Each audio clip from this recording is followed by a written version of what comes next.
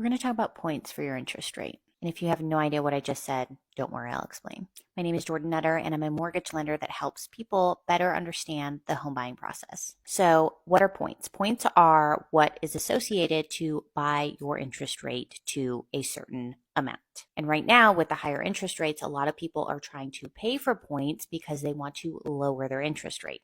And 1 point equates to 1% of your loan amount. For instance, a $300,000 loan would have 1 point, which would equate to 1% and therefore be $3,000 for 1 point. And what most people don't understand is that 1 point does not automatically buy your interest rate down 1%.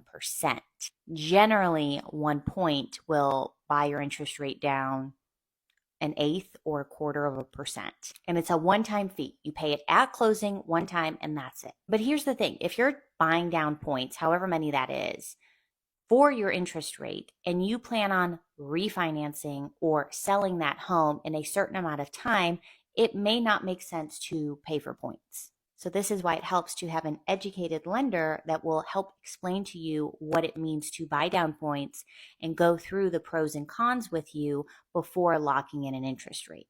Now, there are some times where it's inevitable. You have to pay for points. For instance, if you're going with an investment property or something along those lines where it's a riskier type of home or loan in general, you may have to just pay points. But if for some reason you don't have to pay points, then we need to go through and figure out what makes the most sense when it comes to the interest rate. Because if you go and you spend all of this money on points and then you plan on refinancing in 2 years, or you plan on selling the home in 3 years, you may not recoup that money back in time.